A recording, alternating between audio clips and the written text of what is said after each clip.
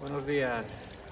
Aquí desde el claustro de la iglesia San Nicolás de Bari, quiero presentaros el concierto beneficio a Cáritas Parroquial, en el cual vamos a tener de invitados este año al coro Amigos de Miranda y por supuesto contamos con nuestros músicos, como es Paula Prieto al violín y Richie Fuentes al piano. Quiero haceros un llamamiento porque vamos a pasarlo bien, vamos a cantar villancicos, vamos a recuperar ese espíritu navideño y por supuesto vamos a ayudar a unas cuantas familias que realmente lo están pasando mal. Y yo os pido un último esfuerzo y simplemente deciros que lo vais a pasar en grande.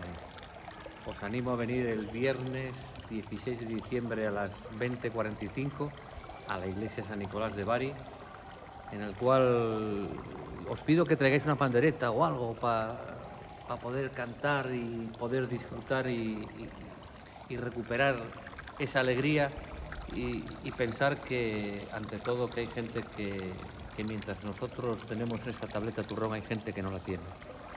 Y nada, deciros que os espero, daros las gracias por todo el cariño y el apoyo que siempre me prestáis.